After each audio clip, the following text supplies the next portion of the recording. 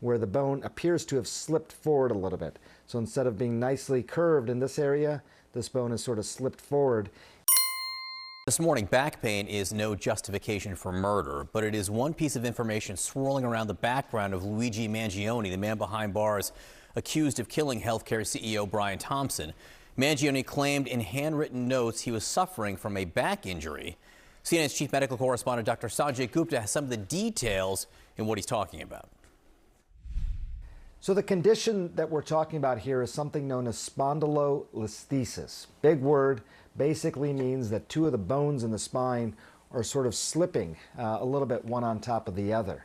Let me show you on this model of the spine. I don't know why you can see that, but this is the neck area up here, the thoracic spine over here, that's behind your chest, and then this is the lower back or lumbar spine. There's 5 bones here, and this is the 5th bone in the lumbar spine, and this is your tailbone.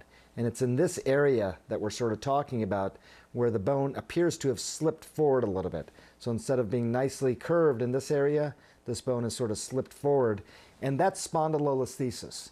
That can cause back pain. That can even cause leg pain if some of the nerves in the area are pinched.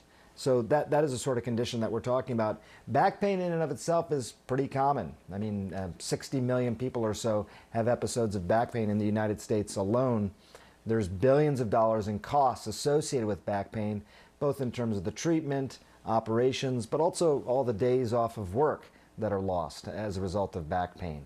Sometimes an operation can be helpful. So take a look at this x-ray. And again, the caveat, I just want to be really clear on this. We're still reporting, still gathering details, but this may be the x-ray that we're talking about. And you can see in the area that I was just pointing out all these screws. You see 2 screws that are in that L5 bone, and you see 2 screws that are in the sacrum. Those are the ones that are lower down. So again, get that x-ray in your mind. Now again, look at the spine model. There's screws that are going into this bone here, and screws that are going into this bone here.